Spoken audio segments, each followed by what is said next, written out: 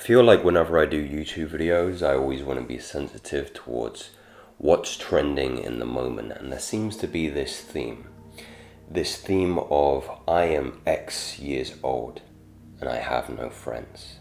The epidemic of loneliness, it seems, is so pervasive. It's like toxic sludge running through the veins of the city and the heart of modern Western culture. And I do believe that is true. Whether some people are jumping on that title for the attention, I certainly think there's some continuity in that reality being one. This one, however, isn't going to be, I'm Joseph, I'm 28, and I have no friends, because I actually have a good couple of friends. And that wasn't always the case. So I guess you can say maybe I'm trying to delineate and carve out a new path, a new trend, which is the other side of those videos, right? What comes after those videos? If I was 25, I'd be probably making that same video, or I would have reasoning to make that kind of video. I'm 25 years old, I have no friends because I didn't really. Now, first and foremost, I do think this is part and parcel of the journey of becoming. I think it is part and parcel of your evolution. Not just in a, not really a biological sense, but maybe a spiritual sense. That you need to disregard some of the individuals, some of the longest relationships in your life because you believe that they're no longer serving you. And that is completely fine. I think that longevity is not indicative of value in a relationship, in a friendship. Just because you've been childhood friends with somebody for 20 years does not mean that relationship is the most valuable one that you have. And I think more people need to realize that and also say that. If you're friends with somebody or friends with individuals in your life that you have known since primary school, secondary school, maybe university if you're in your 30s, then you shouldn't take that as an obligation to always keep that individual in your life if you feel like there is no continuity of your values, if your values aren't congruent and coalesce in some kind of way. But I think we mistake ourselves for fear of being lonely, fear of not having any friends, fear of making those kinds of videos that I have. Well, this is I suppose a reaction video to those kind of videos in that way. So it's fear.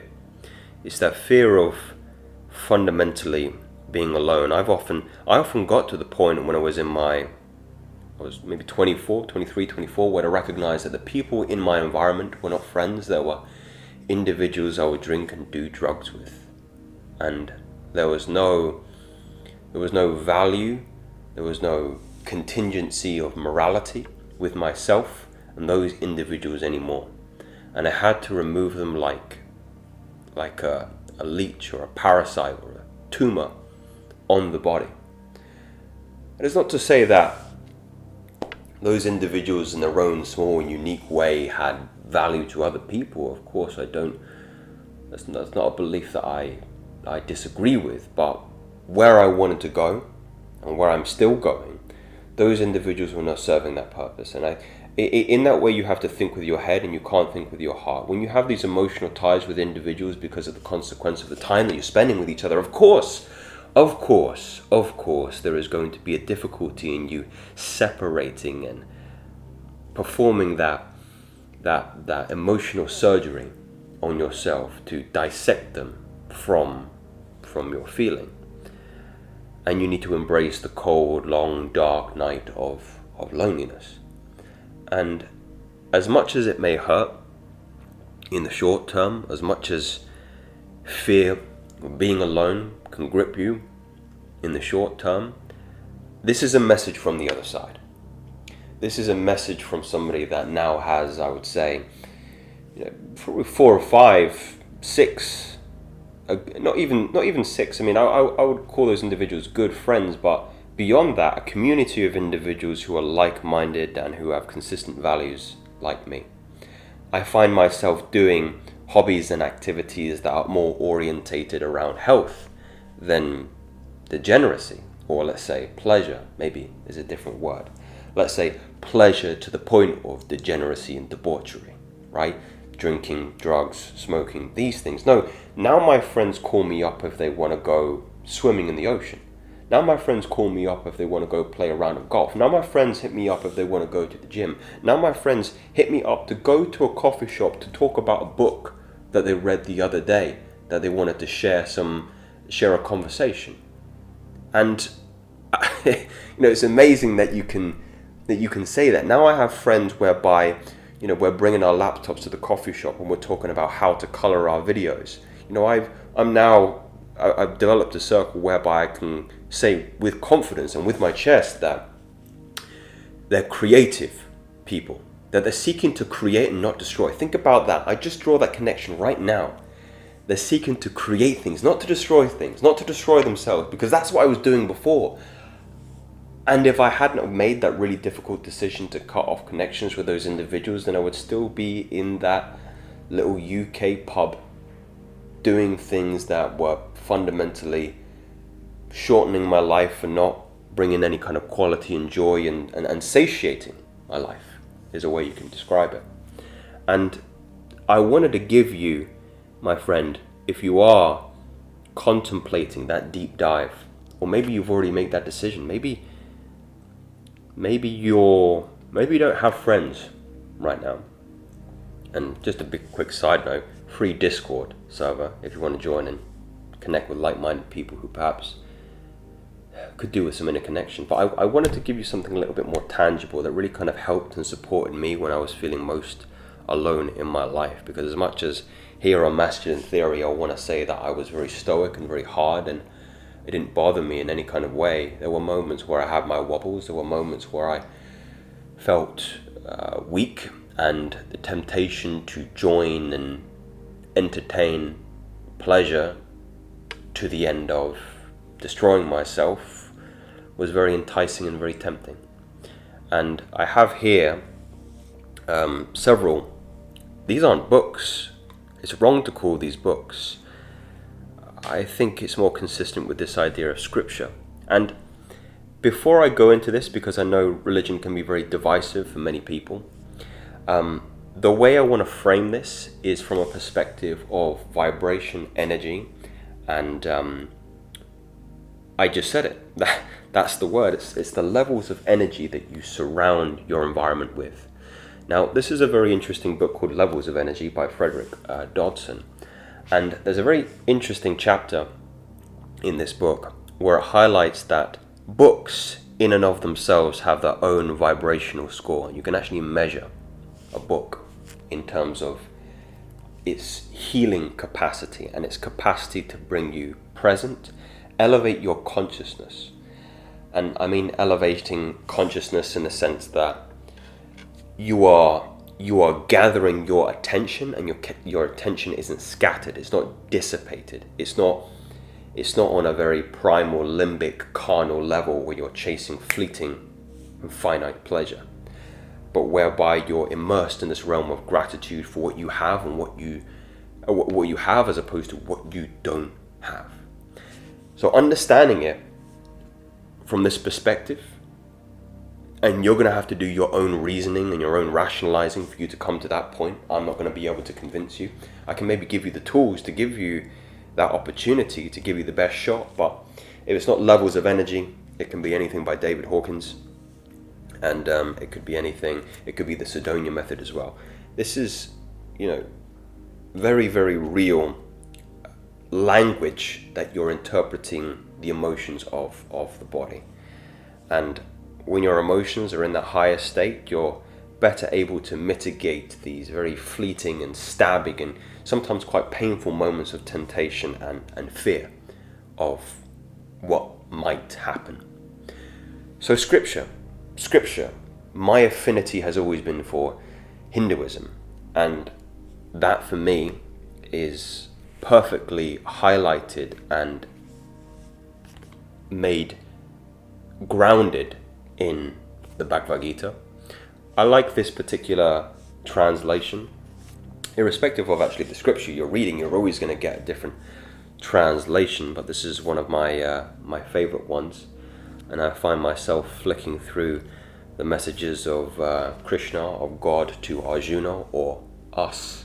The perspective you can read it from is God speaking to you, more than any others. And all these books, actually, these aren't even in my library over here. If you watch my regular videos, that's where most of my books are, but these are around my meditation pillar, because they hold that vibrancy, they hold that value, they hold that power.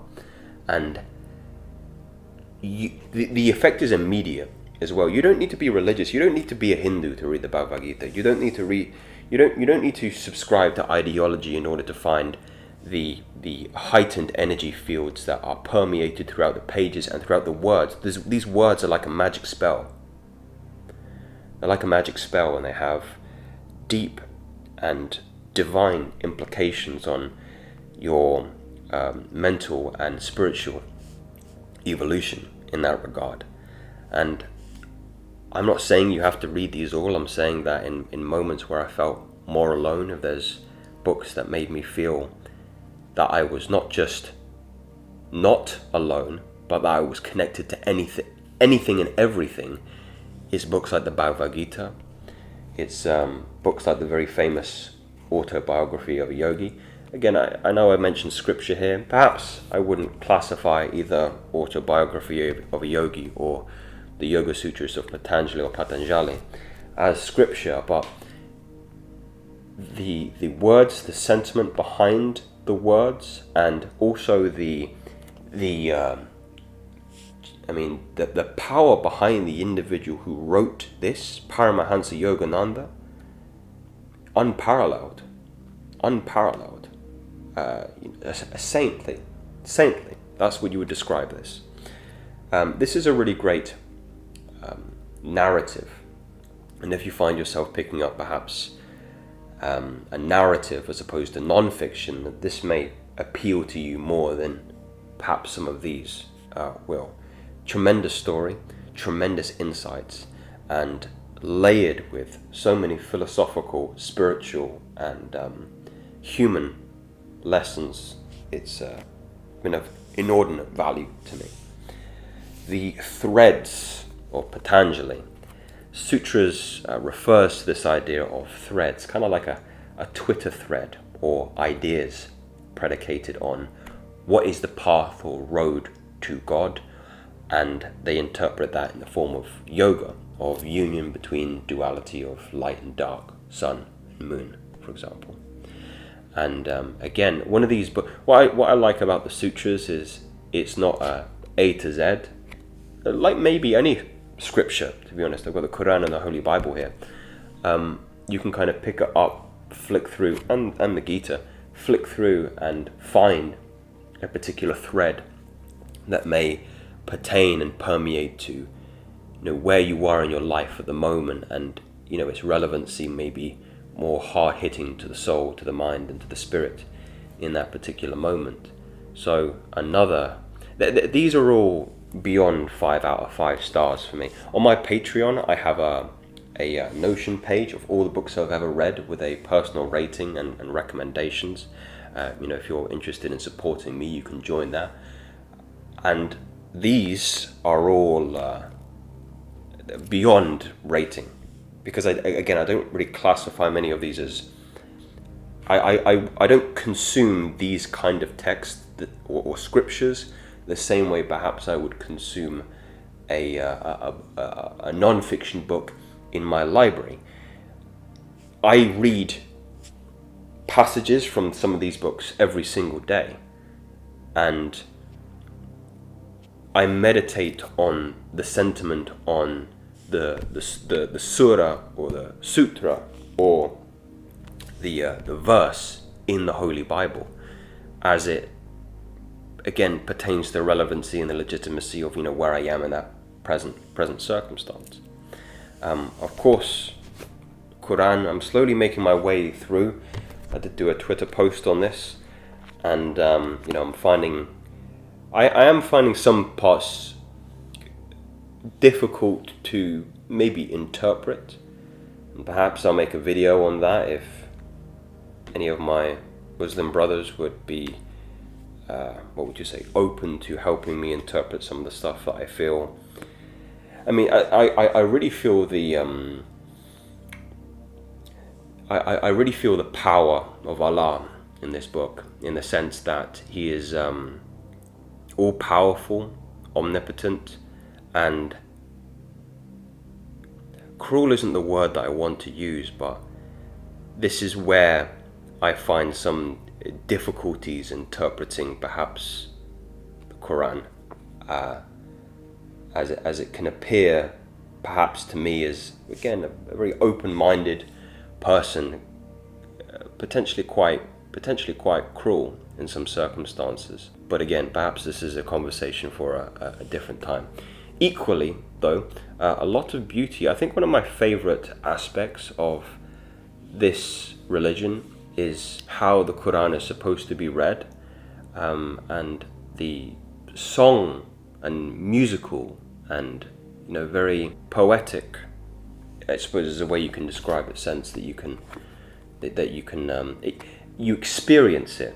I suppose maybe that's a better way, and again, anybody who is more familiar with this faith can certainly help me in that respect. I see it more, I see maybe reading it as a limitation of how I interpret it, and it's supposed to be maybe experienced in a different way through song and through poetry in that way. But again, very, very valuable. And of course, King James version of the Holy Bible. Now, what is frustrating for me actually in some points of this Bible is this one that I have, is that there are some verses actually missing, and I believe that's due to a misinterpretation of some of the passages in the Holy Bible. But I need to go and grab another one. I think, for example, I was reading Mark the other day, and there were some verses missing, which is interesting. But I did find what I was looking for online. There are online versions of the Holy Bible. But I think maybe for individuals that aren't quite ready to dive into the heaviness of Scripture, I would just encourage you to follow your curiosity, because I believe atheism is one of my least favorite religions, and it is a religion. It's another ism, it's another identity, it's another ideology. I believe it can make you feel more alone on this journey, and it doesn't matter which particular skin you see God in. What matters is the being behind the skin. One of the reasons why I have such an affinity again for Hinduism is, when Krishna is speaking to us, when God is speaking to us, He says, when you worship other gods, you worship me. I'll actually bring out another very, very valuable verse in the Bhagavad Gita that perhaps I'll end on. So it took me a little while to find the exact phrase I was looking for, but maybe perhaps this is more pertinent to the title of the video. Meditate on me with single-hearted devotion. These I will swiftly rescue from the fragments, cycle of birth and death, for their consciousness has entered into me. Still your mind in me, still your intellect in me, and without doubt you will be united with me forever. Do not fear this loneliness. Have faith in, if it's not God, in the universe, in nature, in energy, in atoms, in the underlying fabric that transcends, all the material, all that the sense organs can pick up. And there is light on the other side. You can choose your friends, and often not, it's better that way. But I hope this gives you some kind of peace that you are seeking. And if you subscribe to that, then you can subscribe to the Brotherhood. Speak soon.